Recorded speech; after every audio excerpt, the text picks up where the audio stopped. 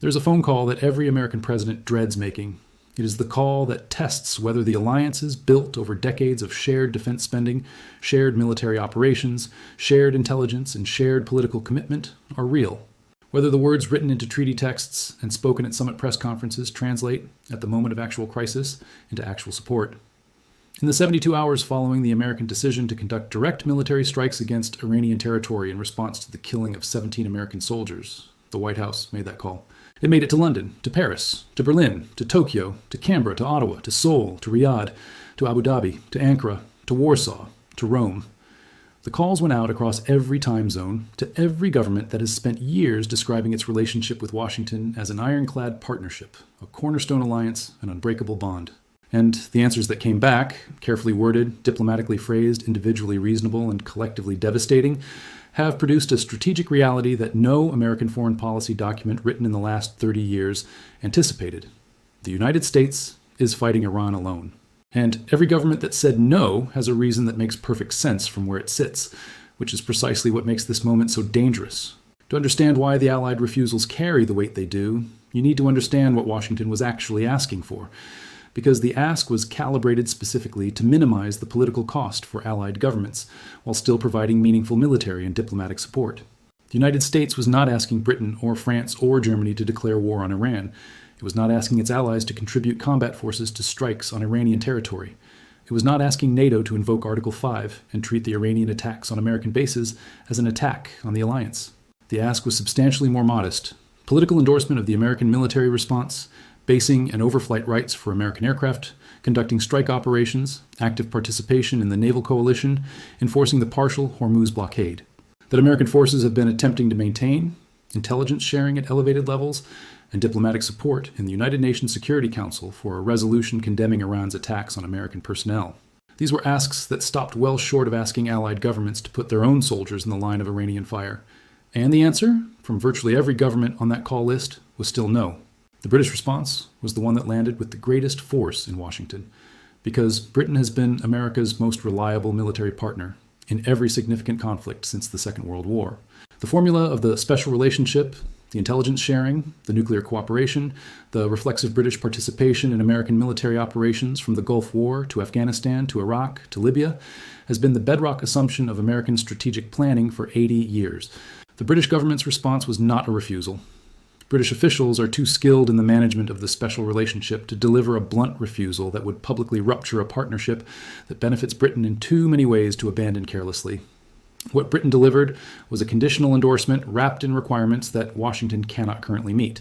The UK will support American military action politically if the action is proportionate, if it is conducted within a framework that has been presented to the United Nations Security Council, if it is accompanied by a credible diplomatic off-ramp that Iran can take without losing face, and if it does not extend to regime change operations that would destabilize Iran in ways that produce consequences worse than the current conflict.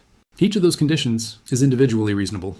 Collectively, they describe a set of requirements that the current American military operation does not meet, and that the political dynamics in Washington make it nearly impossible to construct on the timeline that the military situation demands. Britain said yes, in principle, to a version of American policy that does not currently exist, which is, functionally, a no. France's response followed a different logic, but arrived at the same destination. Paris has spent the last decade constructing what Emmanuel Macron has called European strategic autonomy, the doctrine that Europe must develop the capacity to manage its own security without depending on American decision-making and American military power. The Iran crisis has activated that doctrine in its most consequential real-world test. France's position, communicated through both official diplomatic channels and the deliberately public statements that French officials have been making to European media, is that the American escalation against Iran was not coordinated with European partners before it was executed, that France was presented with American military action as a fait accompli rather than as a decision made in genuine consultation, and that France cannot be expected to bear the political and economic costs of a war whose operational decisions were made unilaterally in Washington. The French position is not pro-Iranian. France has condemned the Iranian attacks on American forces clearly and without ambiguity. What France is refusing is not the condemnation of Iran, but the subordination of French interests to American strategic choices that French officials had no role in shaping. From Paris's perspective, this is not abandonment of an ally. It is the assertion of a principle that Macron has been articulating since 2017. The Iran crisis simply made the principle operational. Germany's refusal operates on a different dimension, the constitutional one. Germany is politically and legally the most constrained major democracy on Earth when it comes to offensive military operations abroad. There is no UN Security Council resolution authorizing action against Iran. Russia and China have vetoed every such attempt. Without one, Berlin cannot provide basing or overflight rights without triggering a constitutional crisis that collapses the governing coalition. The German refusal is not a choice between supporting America and abandoning it. It is the result of a legal architecture built specifically to prevent Germany from ever again making unconstrained military commitments. Turkey's response is the one that contains the most immediate military consequences and the least diplomatic ambiguity, because Turkey controls the Bosphorus and Dardanelles Straits, the only maritime passage connecting the Black Sea to the Mediterranean, and hosts Incirlik Air Base, which has been a central hub of American air power projection in the Middle East for 60 years. Turkey's president has publicly declared Turkish neutrality in the Iran conflict, has refused American requests to authorize use of Incirlik for strike operations against Iranian territory, and has opened back-channel communications with Tehran that American intelligence has characterized as inconsistent with alliance obligations. Turkey's position is shaped by a calculation that Ankara has been making with increasing explicitness since at least 2016, that Turkey's strategic interests in the Middle East, in the Caucasus, and in its relationships with Russia and Iran are not consistently aligned with American strategic interests, and that the value of NATO membership to Turkey does not require Ankara to subordinate those interests to Washington's preferences in every crisis. Turkey is not leaving NATO. Turkey is demonstrating, at maximum possible visibility, that NATO membership and automatic support for American military operations are not the same thing. The American military planners who have built strike planning assumptions around Incirlik access are now working through what executing those plans looks like without that access. The answer is not impossible, but it is significantly more complicated and significantly more expensive in aircraft, fuel, and time. Japan and South Korea, the two Asian allies whose support Washington sought specifically to demonstrate that the Iranian attack on American forces was a global security concern rather than a purely regional one, both declined in ways that revealed the specific anxieties driving their calculations. Japan has been progressively loosening the constitutional constraints on its defense posture since 2015, but the decision to publicly support American military operations against Iran, a country with which Japan has extensive trade relationships and from which Japan imports significant quantities of oil, carries domestic political costs, that the current Japanese government calculated it cannot absorb simultaneously with the security pressures it is already managing from China and North Korea. Japan expressed solidarity with American personnel who were killed and wounded. Japan did not express support for the military response. South Korea's calculation is even more directly instrumental. Seoul is acutely conscious that any visible alignment with American military operations against Iran gives North Korea additional justification for its own escalatory behavior, and that the security situation on the Korean peninsula, which remains Seoul's existential priority, is not improved by South Korea becoming publicly identified as a participant in a Middle Eastern war that Pyongyang will use to justify whatever provocations it is already planning.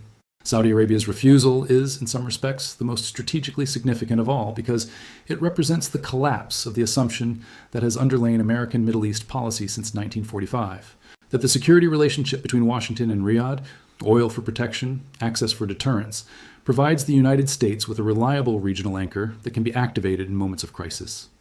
The Crown Prince's decision not to provide the basing access, the intelligence cooperation, and the diplomatic support that Washington requested reflects a calculation that has been building since the Obama administration's Iran nuclear deal, which Riyadh interpreted as American accommodation of Iranian power at Saudi expense. Mohammed bin Salman has spent the last decade constructing Saudi strategic autonomy on a model not entirely unlike Macron's European autonomy, diversifying security partnerships, developing indigenous defense capabilities, and managing relationships with Iran, Russia, and China in parallel with the American relationship rather than exclusively through it. The Aramco strikes have not pushed Saudi Arabia back into Washington's arms. They have reinforced the Crown Prince's conviction that Saudi Arabia cannot rely exclusively on American protection and must maintain the capacity to make independent strategic judgments.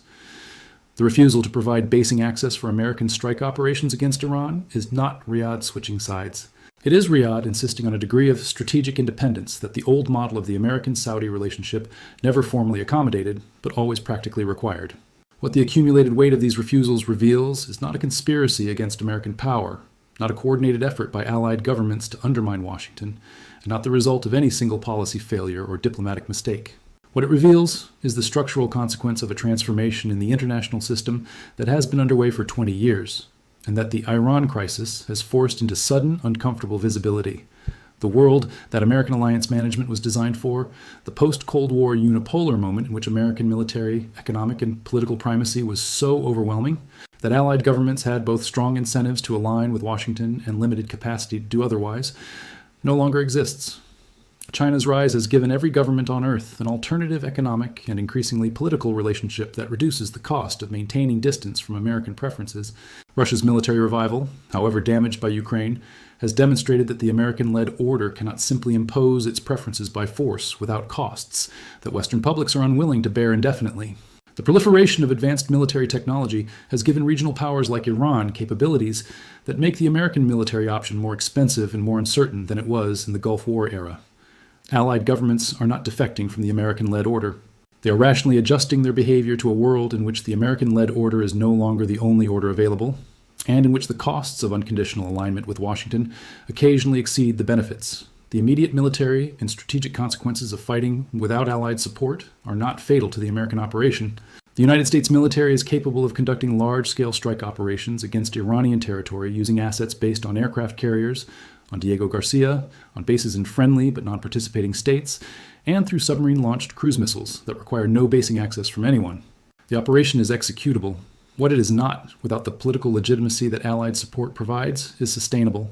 Military operations that lack Allied endorsement, that cannot be framed as collective security actions, and that are conducted by a single power, acting on the basis of its own judgment about its own interests, face a political durability problem that the military planning process is not designed to solve. Every week that American forces conduct unilateral operations against Iran without Allied support is a week in which the domestic political coalition supporting the operation in the United States erodes further, in which international pressure for a ceasefire intensifies, and in which the Iranian narrative, that this is American aggression against a sovereign nation rather than legitimate self-defense against Iranian attacks on American personnel, gains credibility in precisely the global audiences whose long-term alignment with American interests matters most. America can fight this war alone. The question that the refusals have forced into the center of the strategic debate is whether winning the military campaign while losing the political legitimacy contest produces an outcome that actually serves American interests. And that question does not have an answer that the targeting packages on the Pentagon's planning shelves were designed to provide.